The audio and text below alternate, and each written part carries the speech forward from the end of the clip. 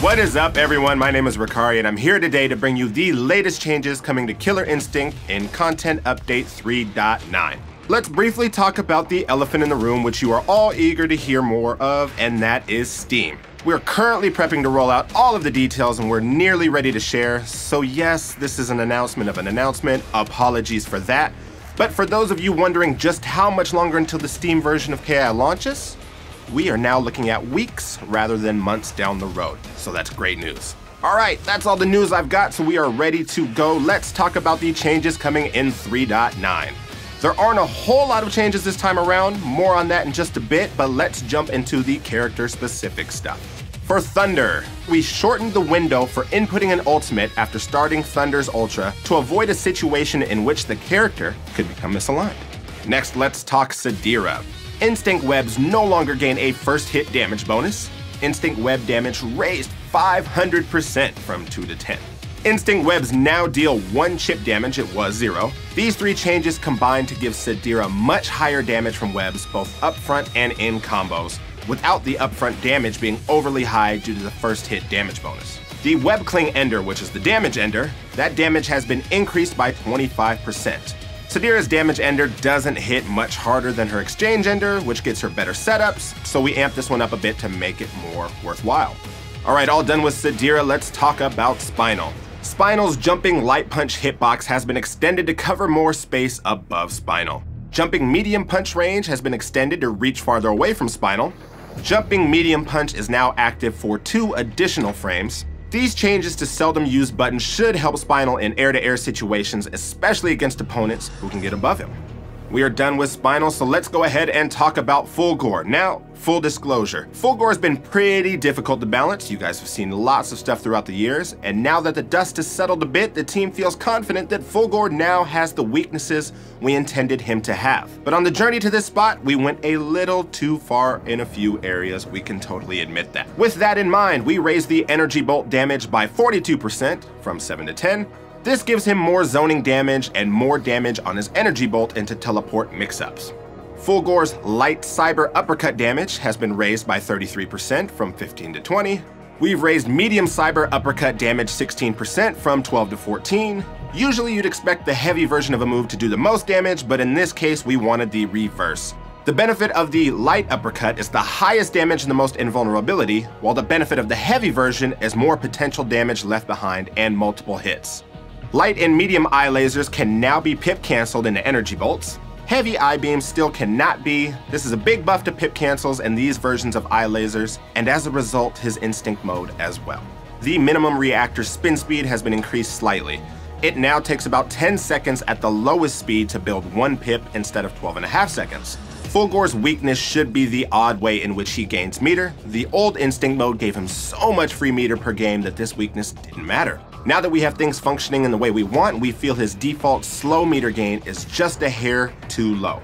Over the course of an average match, this should result in 3 to 5 more pips than you used to get.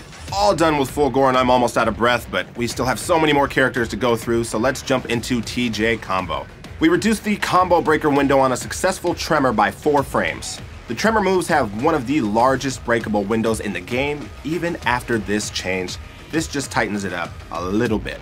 Alright, TJ's out of the way, so now let's talk Con Ra. Standing light kick is now 0 on block, it was -2. This is a big change for Con Ra, as it lets him use his fastest normal to try to push enemies away from him without much less risk.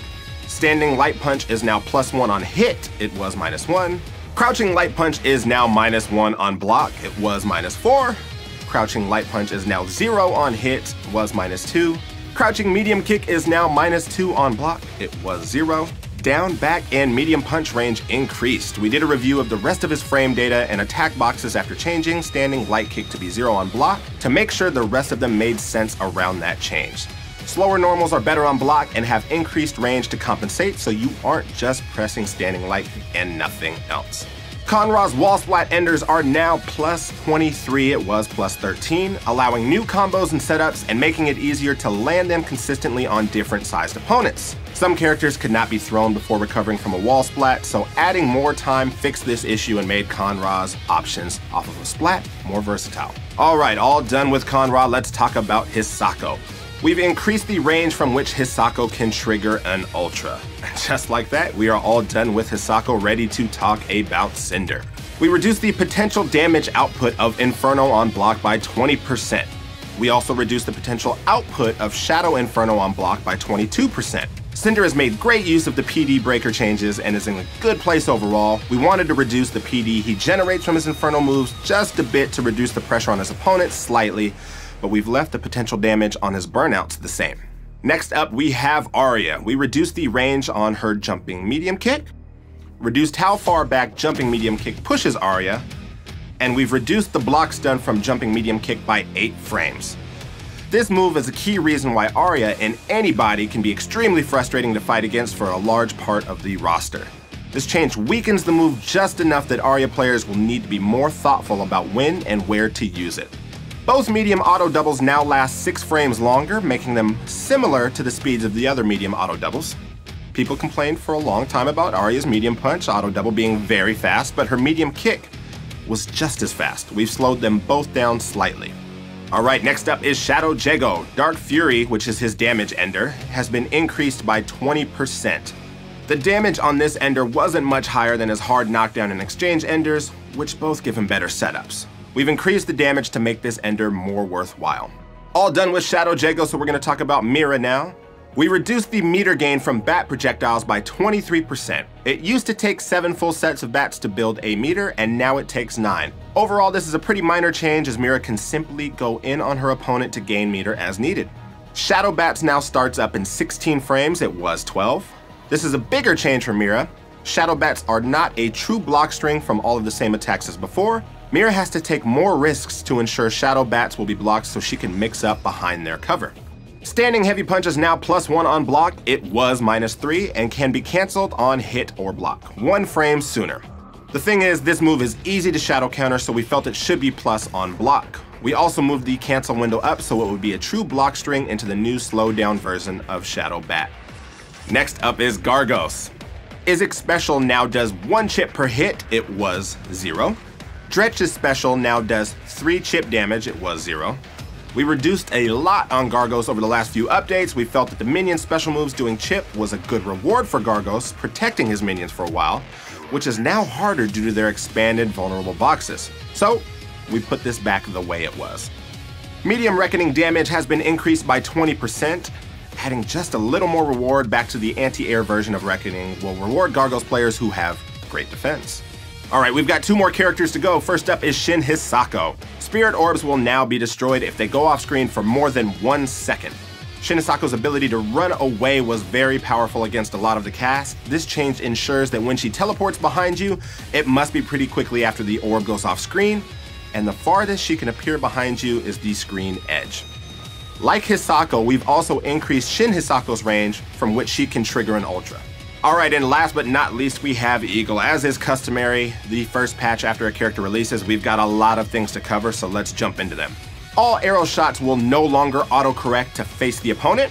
Hit stun on level 2 and special arrows has been reduced by 2 frames. This removes his corner arrow rain loop. Any bird attacks in progress will be cancelled immediately if you input a counter breaker or a shadow counter. This removes safe counter breaker attempts. You can no longer command the bird while attempting a shadow counter. This, along with the above change, removes safe shadow counter attempts.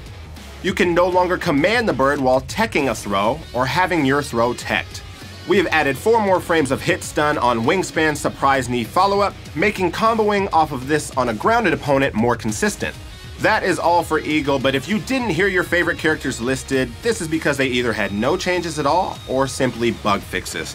For the full list of what's coming in 3.9, make sure to check out ultracombo.com. Earlier you heard me allude to the fact that there are not a lot of changes in this update, and that's because as a team we are very, very happy with the game and where the balance lies. For the past few years we've done what we could to tweak gameplay while adding new features, and with this update we finally feel like we've got a great thing going as far as balance is concerned. What that means is that we are more than likely not doing another pass at sweeping changes anytime soon. Before you worry, know this is not a farewell message. You know our motto, you keep playing and we'll keep working to deliver you the best game we absolutely can. So with that, we'll end this video, and as always, thanks for watching.